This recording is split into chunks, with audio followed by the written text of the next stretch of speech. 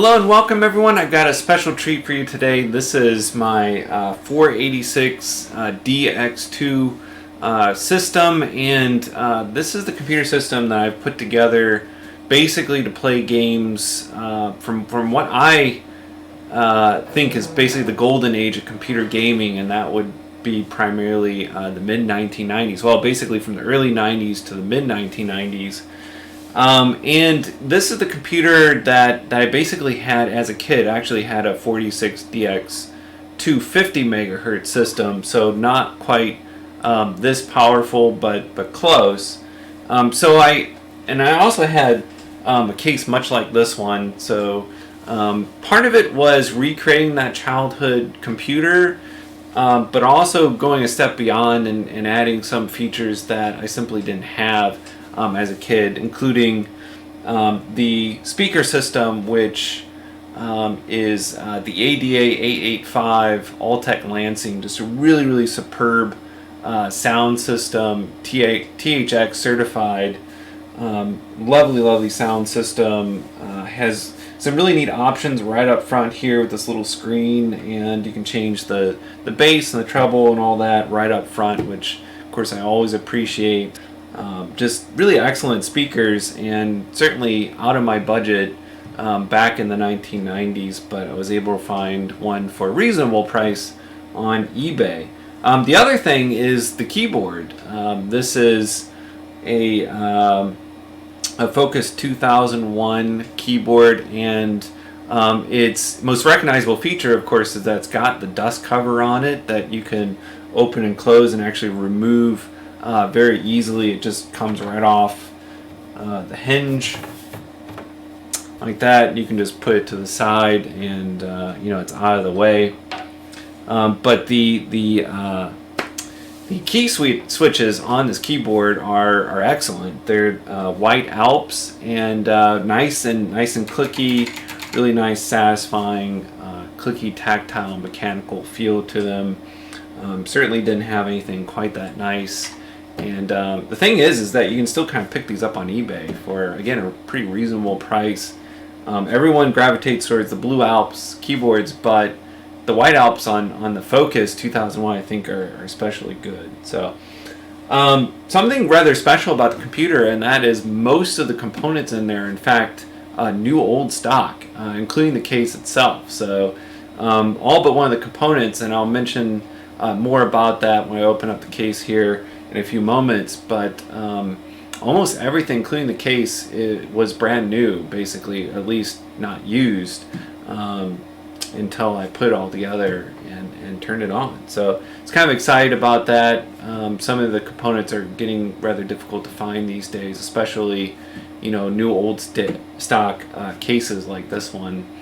And so yeah, I outfitted with the Quiet Track CD-ROM drive, which is for the most part really nice and quiet, and the 5¼ inch and 3½ inch floppy allow me to play basically whatever games I want from that time period. I pretty much got all my bases covered there. So what I thought we'd do basically is run through a few games that I played, maybe more than any other. I picked out a few that I played a heck of a lot of in the mid-90s.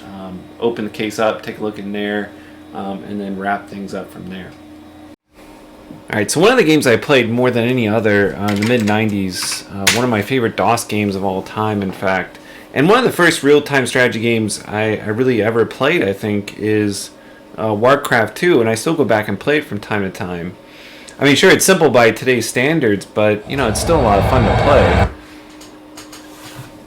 And I can't help but still get kind of excited when I see the old Blizzard logo, hear this music. It's so satisfying.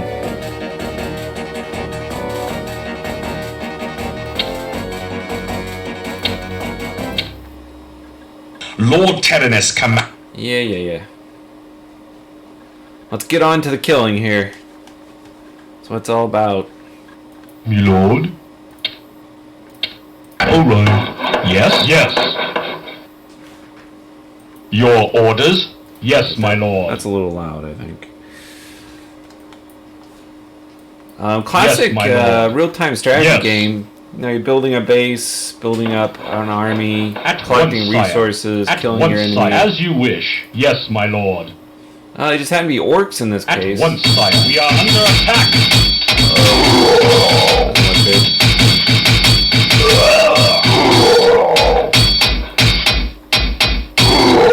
Yes.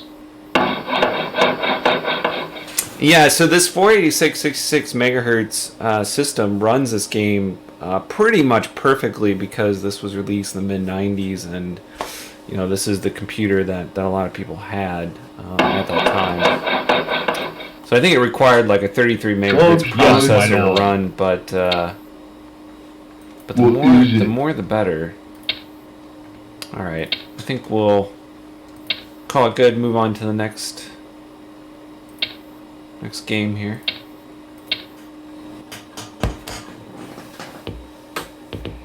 All right, next on my list here is SimCity 2000. Amazing game. I mean, I'm pretty sure I played more SimCity 2000 than any other game in the 90s. Definitely in the mid-90s, but maybe the 90s altogether. Reticulating splines.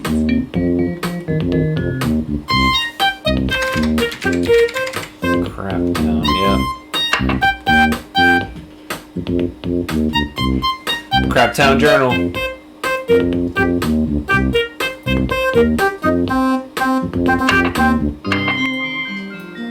And I don't know. I think the game actually looks best on DOS, as many games of this era do.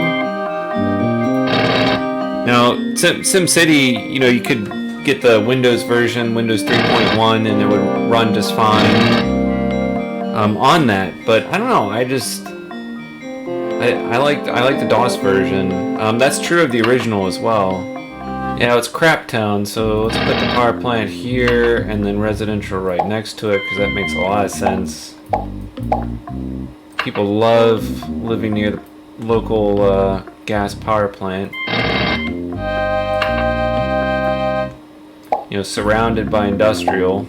I don't know. I think it just looks best on a CRT monitor under DOS, because I mean that's basically what it was designed for. You know, this game came out in 1993. I mean, you can tell that this game was made for this kind of environment.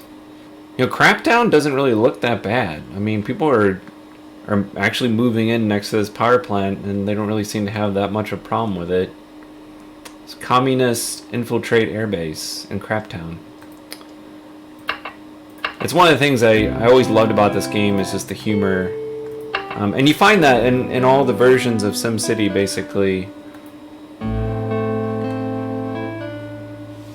It's just such a classic soundtrack.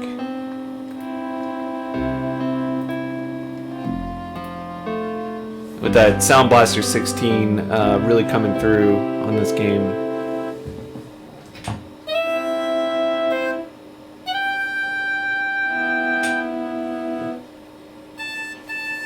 Well, Craptown's really starting to look a little crappy. Probably a crime issue in addition to all the pollution. Alright, time to abandon Craptown and move on. No, I don't want to save Craptown.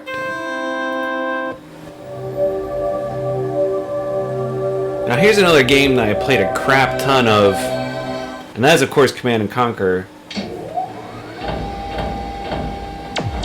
Another real-time strategy game like Warcraft 2, and started off that whole series. I have to say I like Red Alert and Red Alert 2 better. I think most people did, but you know, this is the original, 1995. Brotherhood of Nod. I mean, come on, you gotta be the Brotherhood of Nod here. They got the cooler symbol.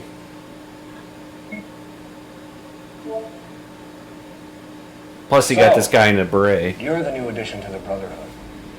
Well, I'm Seth. Just Seth. Just Seth. From God to Cain to Seth.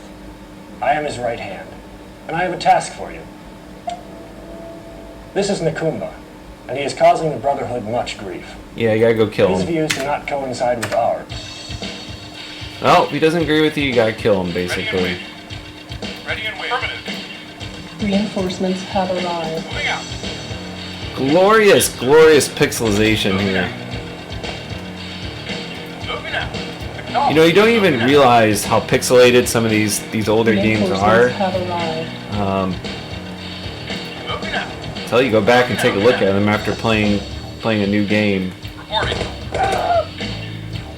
Reporting. Affirmative. But I don't know. I kind of like it. I like the style. I like the really basic graphics. You know, it doesn't change how fun the game is either. Is a thing. Moving out. Affirmative. You can have a game with the most realistic graphics, but it doesn't necessarily mean it's gonna be a lot of fun. Yes, sir. Yes, sir. So this very first campaign, you're basically just going around killing these people instead of building a base. But of course, in this game, as in any RTS, you know, you're usually building up a base first before you go out and murder everyone. But I think that'll do. Battle control terminated. All right, one more game. This one, like, oh, quite a few of them actually. I like the music. I like the game just as much for the music as the actual gameplay, and that is Transport Tycoon Deluxe. Amazing game.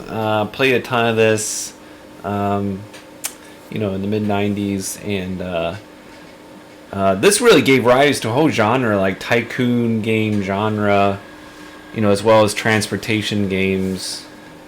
And today, of course, we've got Cities in Motion.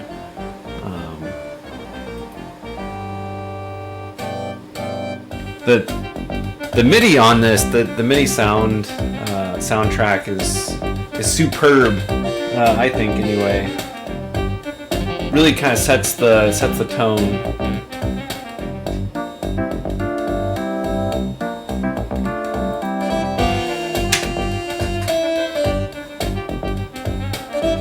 So yeah, today we've got you know, Cities in Motion and Transport Fever, and I would say those are kind of the modern version of this game.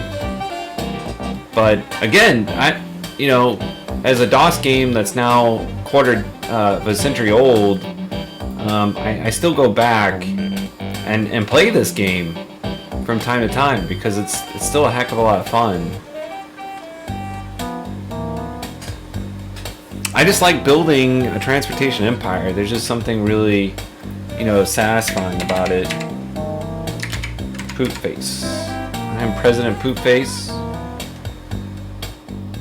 of Poop Face Transport. Oh, so I think mostly on accident I don't really want to do the bridges scenario here. Let's see. We just let's try a different scenario here.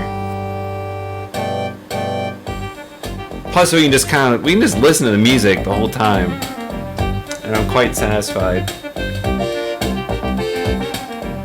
It also sounds really good on these speakers. I hope that's coming through somewhat.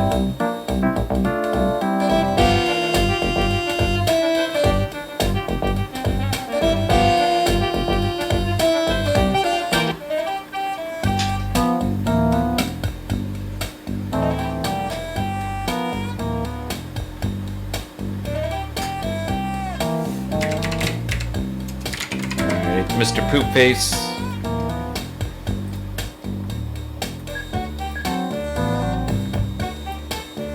I mean, it's a classic, you know, transport tycoon game. It's Transport Tycoon. So you build roads and connect cities, build, you know, bus stations.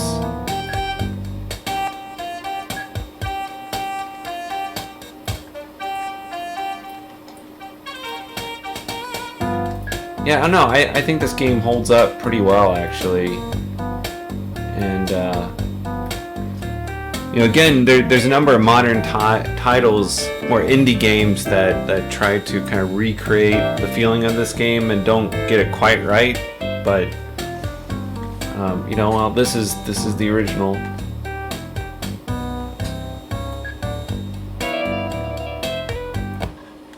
Okay, so that's just a few of the games that I was playing a heck of a lot of in the mid-90s there. So let's kind of disconnect everything and take a look at the hardware and the inside. Now, almost all of the components that make up this computer are in fact new old stock that I managed to kind of scrounge together over time, including the CD-ROM drive, even the 5¼ inch drive here, found new old stock, and it's getting harder and harder to find those. Floppy drive and the case itself was new old stock, had not been used. Wasn't in absolutely perfect shape. In fact, there's a little bit of a defect in the metal case itself, but completely pristine, and I've tried to basically keep it that way, keep it nice and clean and new looking. So kind of turning around here, kind of see the computer from different sides, and looking at the back, nothing too unusual here. You've got your serial, parallel port, mouse and printer, a whole lot of ports. I don't have no idea why you would need quite so many serial and parallel ports, but plenty of room for expansion, I suppose. Your AT keyboard port, video card, and sound card. So in fact, the sound card is the only piece of this computer that did not come new old stock, and I'll talk about that more here in a second, but that is in fact a Sound Blaster 16, and the video card that I've got here, the one other expansion card, is an S3 Verge DX. Now, zooming in here a little bit, I did want to point out that the CPU is covered with a nice little heatsink here, and I'll be honest, I didn't think that these 486 processors really put off that much heat, but in fact this gets really hot, and I'm thinking about maybe the possibility of even putting a fan on this to help keep it cool, because being an older case like this, there's just not that much airflow through the case. You can see the 2 sticks of RAM we've got there, the SIM sticks, 16 megabytes each, so that's 32 megabytes, and 32 megabytes for 46, 66 megahertz system would have been pretty good at that time. The 2 gigabyte hard drive is here, and that is also new old stock. All right, so let's take these cards out here and take a closer look. Now, the Sound Blaster, as you'll notice, is hooked up to the CD-ROM drive, so has the CD audio working on it there. So this motherboard has four ISA slots, and in one of those I've got this pretty nice old Sound Blaster card, and not new old stock. I just had this one left over from, pretty sure, a computer that I saved from the recycling center, but quite a nice card, so just put that in there, and works really well for use of this computer, being kind of early to mid-90s, essentially playing DOS games from that era. For mid-90s games, this card was quite good, has pretty decent MIDI capabilities, and again, pretty broad compatibility, with other cards and other systems. So haven't had really much of an issue with this card at all in playing DOS games from roughly that era in the mid-90s. Really good sound from the Sound Blaster 16 card, the CT1740.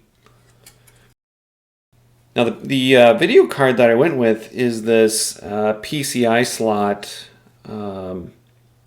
Verge S3 Verge S3375. It's a really nice little VGA card, and I think it has a 4 megabytes of memory to it. Really quite good for Again, DOS games, Windows 3.1, even Windows 95. That era, the mid-90s. Good compatibility there. Good ability in the two-dimensional range graphics. Does some 3D okay. It's not a really great card for 3D graphics, especially towards the latter half of the 90s. You know, once Quake came out and so forth, the Voodoo cards and so forth that were more oriented towards 3D graphics and gaming really took over. But these were quite popular for a while in the mid-90s, and then by about 2000, they had been completely replaced by AGP cards and 3D accelerated cards. But this would have been one of the first that was technically 3D accelerated, but you know, being the first of its kind, it wasn't really that great at it. It was much better with 2D gaming and graphics. Alright, so this is actually another game, little bonus here, that I played the crap out of in the mid-1990s, you know, as a young teenager, and then as, of course, Doom 2.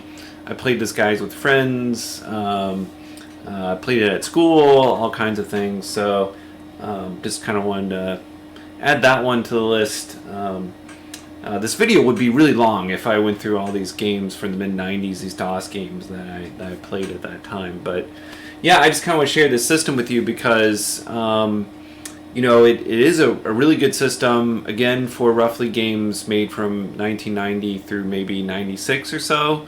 After that date, you know, if you're thinking, well, you know, it's not the best system for 90s games overall, and I completely agree with that, because once you get out of like the 96 range, you're going to want more 3D acceleration to play games like Unreal Tournament, and even something like Duke 3D wouldn't necessarily play, I don't think, perfectly on a system like this. So I'm definitely going to need to upgrade, and for me, going over to my Windows XP machine if I want to get to those late 90s games. The same is true of games that came out in the 1980s. The system's not maybe the best configured for those games either, because yeah, you can slow it down with the turbo button, but maybe not enough for some of those older games. Plus you might have some compatibility issues with the video card in there, with the sound card I've got. So, but then that golden era for me personally, this system is the one that I really wanted when I was growing up, and I had something similar but wasn't quite this powerful. I certainly didn't have this nice of a keyboard or speakers at that time, so it's kind of nice being able to recreate this more or less the way I had it, but you know, also with things that wasn't available to me at that time. So thank you very much for watching, as always, guys. I really appreciate the support, and I hope you do come back here in the near future.